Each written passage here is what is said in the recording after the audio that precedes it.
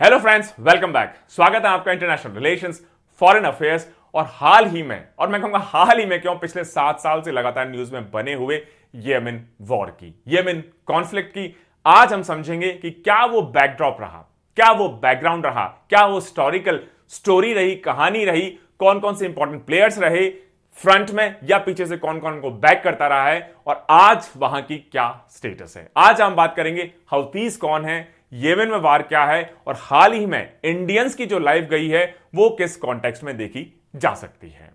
Low let's talk about the conflict in Yemen.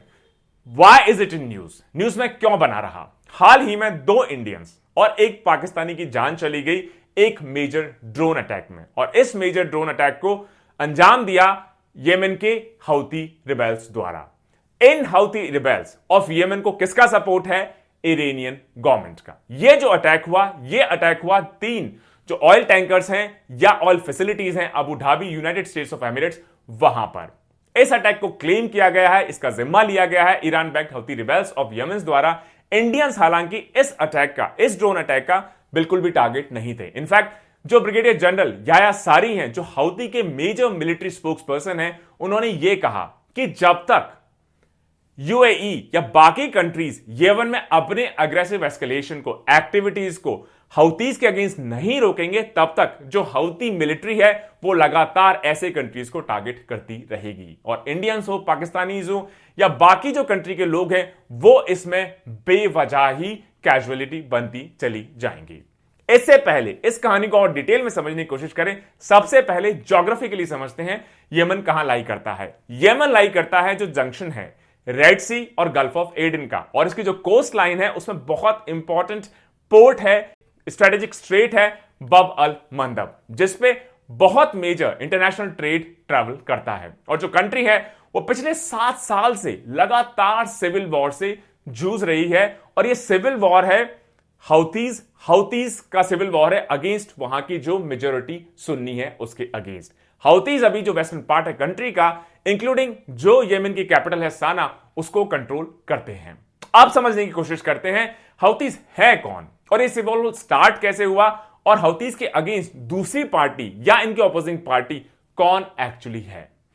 जो houthis है वो एक सबसे बड़ा क्लैन या बहुत बड़ा क्लैन आप कह सकते हैं, जो कि जैदी शिया सेक्ट को बिलोंग करता है। मेजरली इनकी रूट येमन के जो नॉर्थ वेस्टर्न साडा प्रोविंस है वहां से बिलोंग करती है।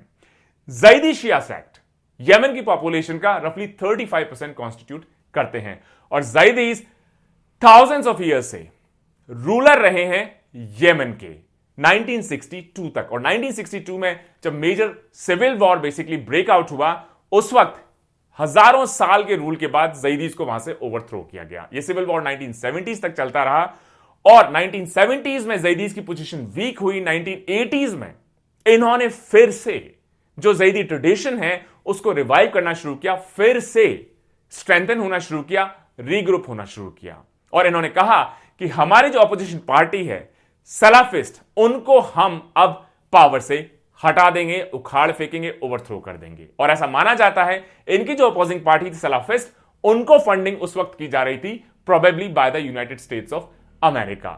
फाइनली छोटी छोटी कॉन्फ्लिक्ट स्टार्ट हुई 1980s 1990s में, और 2004 में houthis ने मेजर ग्रुपिंग के बाद एक मेजर ऑफेंसिव लॉन्च किया, जिसको insurgent movement against the Yemeni government कहा जाता है। उस वक्त जो सलाफिस्ट हैं, जो कि सुन्नी मेजॉरिटी हैं, उनकी जो गवर्नमेंट 1962 में जैदीज को हटा के बन चुकी थी, उसको ओवरथ्रो करके जैदीज को वापस पावर में लाने का, रूलिंग पार्टी बनाने की ये जो क्वेस्ट थी 2004 से और तेजी पकड़ती गई। और 2004 ही रहा जब इस कॉन्फ्लिक्ट में येमन सिक्योरिटी फोर्सेस ने इनके जो मेजर पॉलिटिकल, मिलिट्री और रिलीजियस लीडर थे हुसैन बदरुद्दीन अल हौती, उनको असोसिनेट कर दिया। और जब इनका असैसिनेट हुआ तो ये जैदी शिया सेक्ट की जो भी रिग्रुपिंग होने लगी 1980 से कि हम फिर से वापस अपना रूल स्टैब्लिश करें येमन में, और सुन्नीज ने जो 1962 में हमसे ये रूल छीन लिया है उसको हम वापस से कब्जा कर लें। इनके जब major ruler Hussein Badruddin al Houthi की असैसिनेशन हुई 2004 में, तो इन major political, military, religious leader के नाम पे इन्होंने अपने ग्रुप का नाम रखा houthis, क्योंकि इनके लीडर का नाम था हुसैन बदरुद्दीन अल हौती। उन्हीं के नाम पे इस पूरे ग्रुप का नाम 2004 में हौती रिबेल्स, हौती ग्रुप, हौती मिलिट्री रख दिया गया। कई साल की कन्फ्लिक्ट चली हौथीज और येमन की जो सुन्नी मेजोरिटी गवर्नमेंट है उसके बीच में। फाइनली अगले 8 साल बाद 2012 में हौती रिबेल सक्सेसफुल हुए और वहां के प्रेसिडेंट जो कि 1978 से वहां के प्रेसिडेंट बने हुए थे उनको उखाड़ फेंका गया, उनको फोर्स कर दिया गया कि आप स्टेप डाउन करेंगे। खास तौर से 2011-12 की अगर आप बात देखें तो अरब स्प्रिंग प्रोटेस्ट पूरे अरब वर्ल्ड में उस वक्त देखी गई, जहां पे कई सारे जो लॉन्ग टर्म प्रेसिडेंट बने हुए थे, डिक्टेटर्स बने थे, मोनार्क्स थे, उनको वहां की पब्लिक ने हटा दिया। इसी प्रोसेस में 2012 में वहां के प्रेसिडेंट अली अब्दुल्ला साले को हटाया गया, जो कि 1978-1990 से लगातार प्रेसिडेंट बने हुए थे। और जब वो हटे, उनकी जगह पे उन्हीं के वाइस प्रेसिडेंट अब्दुल रबू मंसूर हादी, उन्होंने प्रेसिडेंटशिप को संभाला। अब देखिए किस तरीके से जियोपॉलिटिक्स या पॉलिटिक्स चेंज होती है। और जैसा पॉलिटिक्स में लोग कहते हैं कि वहां पे कभी कोई परमानेंट दोस्त नहीं होता, कभी कोई परमानेंट दुश्मन नहीं होता। सिचुएशन के हिसाब से अलायंसेस चेंज हो जाते हैं, सिचुएशन के हिसाब से दांव चेंज हो जाते हैं, सिचुएशन के हिसाब से स्ट्रैटेजीज चेंज हो जाती हैं। तो 2012 में जो प्रेसिडेंट अली अब्दुल्ला साले हटे, उनके वाइस प्रेसिडेंट बन गए 2015 में साले, जो पहले हौतीज के अगेंस्ट लड़ रहे थे। इनफैक्ट हौतीज साले को हटाने के लिए ही लड़ रहे थे 1980 से, और पर्टिकुलरली 2004 में।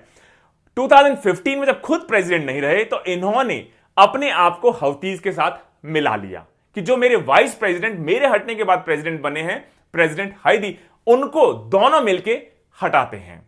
बड़ी इंटरेस्टिंगली इस वक्त बहुत सारे जो यमनीज सुन्नीस थे, उनका भी इस नए ग्रुप को सपोर्ट मिला कि किस तरीके से जाके जो वाइस प्रेसिडेंट अब प्रेसिडेंट बन गए हैं अब्दुल रबू मंसूर हादी, उनको हटाया जाए।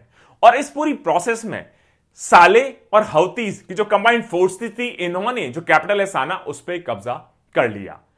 प्रेसिडेंट हादी को एडन से भागना पड़ा और फाइनली सऊदी अरेबिया में उनको जाके शरण लेनी पड़ी। अभी तक वो वहीं है। 2017 अब आप देखिए, 2015 में दोनों एक साथ आए, लेकिन 2017 में फिर से जो पहले प्रेसिडेंट थे 2012 में जिनको हटाया गया था, प्रेसिडेंट साले 2015 में हौतीज के साथ आए, इन्होंने अपनी अलायंस को हौतीज से हटा लिया। और इनफैक्ट ये अब दूसरी पार्टी से जाके मिल गए, जिसमें Saudi Arabia, United Arab Emirates और प्रेसिडेंट हादी शामिल हैं। उसी साल दिसंबर में प्रेसिडेंट साले को असैसिनेट कर दिया गया। मतलब 2012 तक 1990 से जो प्रेसिडेंट रहे वो हटे, उनके वाइस प्रेसिडेंट प्रेसिडेंट बन गए। 2015 में साले ने हौतीज का साथ लिया ताकि उन प्रेसिडेंट को हटाया जा सके, और जब उनको हटा दिया तो 2017 में फिर से ये हौतीज के ऑपोजिट खेमे में चले गए। इस प्रोसेस में इनको फाइनली दिसंबर 2017 में असैसिनेट कर दिया गया। मार्च 2015 जैसे ही हादी को पावर से हटाया गया, एक 9 नेशन कोलिशन बनाई गई जिसके हेड रहे सऊदी अरेबिया। और ऐसा कहा जाता है कि इनको लॉजिस्टिक्स और इंटेलिजेंस सपोर्ट मिला यूनाइटेड स्टेट्स ऑफ अमेरिका। उन्होंने एक मेजर बॉम्बिंग कैंपेन स्टार्ट की हौतीज के अगेंस्ट। ये जो एयर अटैक्स थे, ऐसा माना जाता है कि उस वक्त के जो प्रेसिडेंट थे, जिनको हटाया गया था, जिनको भागना पड़ गया था 2015 में, उनके सपोर्ट में या हार्डीज की फोर्सेस के सपोर्ट में माना जाता है। और कोशिश यही थी कि साना को 2015 में जब साले और हौतीज ने मिलकर कंट्रोल में कर लिया था, अब उसको हौतीज की कंट्रोल से वापस लिया जाए, और हार्डी जो कि यूएस सपोर्ट जिनको कर रहा था, सऊदी अरेबिया जिनको सपोर्ट कर रहा था, यूएई जिनको सपोर्ट कर रहा था, इनको वापस दिया जाए। इस पूरे इंटरवेंशन में यह भी माना जाता है कि रीजन की जो फंडामेंटल पावर स्ट्रगल है, सऊदी अरेबिया एक तरफ और ईरान बैक्ड फोर्सेस दूसरी तरफ, असली खेल हो सकता है ये दोनों कंट्री बिहाइंड द कर्टेन से खिलवा रही हों। ऐसा माना जाता है कि जो सऊदी अरेबिया है, ये किसको सपोर्ट कर रही है? ये सपोर्ट कर रही है हार्डी फोर्सेस को। वहीं जो हौतीस हैं, इनको हो सकता है सपोर्ट हो तेहरान या ईरान का। सऊदी अरेबिया और यूएई एक्चुअली इस पूरे वॉर में क्यों इन्वॉल्व हुए? सऊदी अरेबिया की अगर आप ज्योग्राफी देखें तो उनका रफली 1300 किलोमीटर का बॉर्डर लगता है यमन के साथ। और शुरुआत में जब ये बॉम्बिंग से स्टार्ट हुई तो सऊदी अरेबिया ने कहा कि सिर्फ कुछ ही महीनों में हम हौतीज को हटा के साना को और यमन को फिर से, जो हार्डी जिन फोर्सेस को हम बैक कर रहे हैं, उनको वापस दिलवा देंगे। लेकिन 7 साल हो गए, इस कोalition को बहुत लिमिटेड प्रोग्रेस मिली है दोस्तों। आज ये स्टेलमेट पे पहुंच गई है। हौतीज अभी भी जो कैपिटल है साना पे, उस पर कब्जा करके बैठे हैं, टोटली पावर में है, लेकिन इस पूरी कॉन्फ्लिक्ट का खामियाजा कौन भुगत रहा है?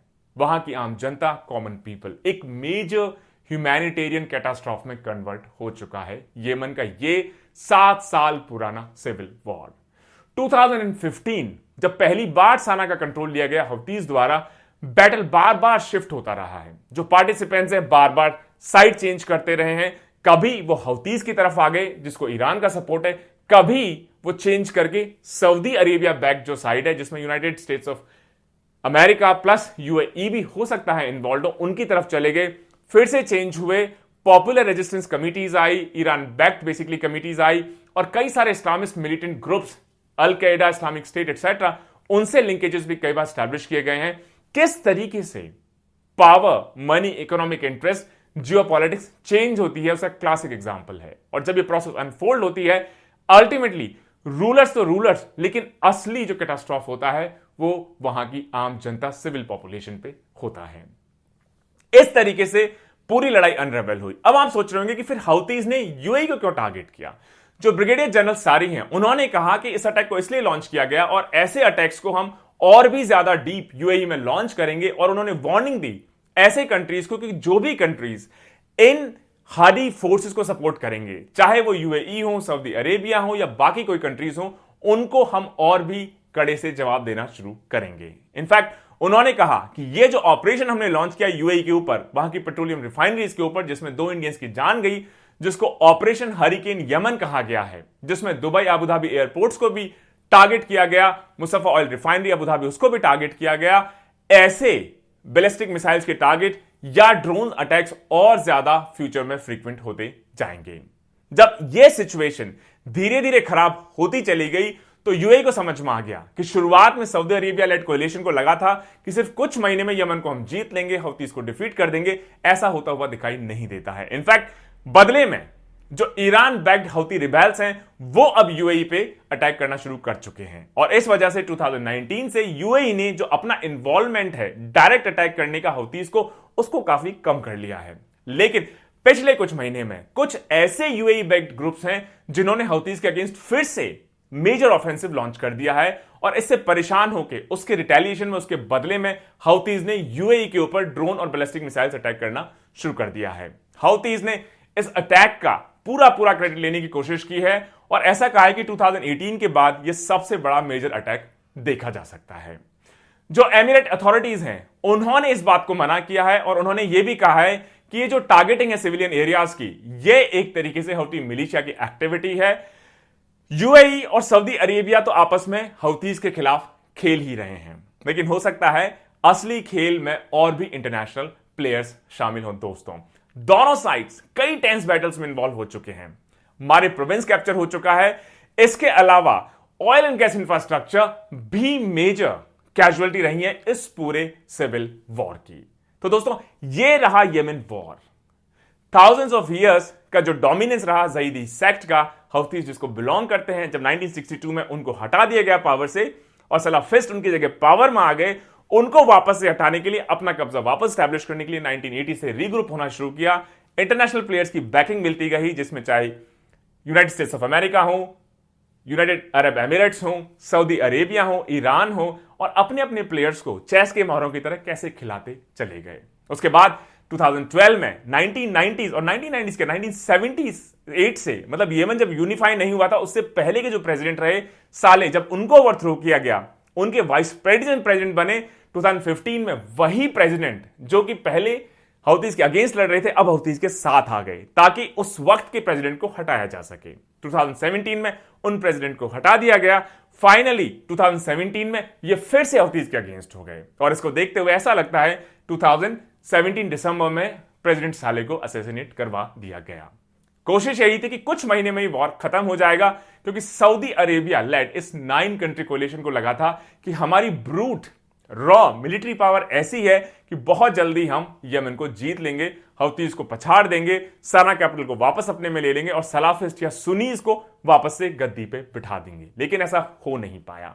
7 साल, हजारों जाने, लाखों लोग बेघर, मेजर ह्यूमैनिटेरियन कैटास्ट्रॉफ। बहुत सारे लोग हैं जिनकी फैमिली मेंबर्स मर गए। मेडिकल एड एक मेजर इशू बना हुआ है। जो ह्यूमैनिटेरियन एजेंसीज वो नहीं पहुंच पा रही हैं क्योंकि लगातार ये वॉर रुकने का नाम ही नहीं ले रहा है। इस वजह से वॉर क्यों नहीं होना चाहिए, ये क्लासिक बेसिकली एग्जाम्पल है। हो सकता है कुछ लोगों की पॉलिटिकल ग्रीड ऐसे मेजर वॉरफेयर को स्टार्ट तो कर दे, लेकिन अल्टीमेट इस ब्रूटैलिटी का सामना या इसको फेस या इसके कॉन्सिक्वेंसेस को झेलना पड़ता है जनरल पॉपुलेशन को। Unfortunate war, 7 years of continuous civil strife. Stay tuned. जय हिंद, जय भारत।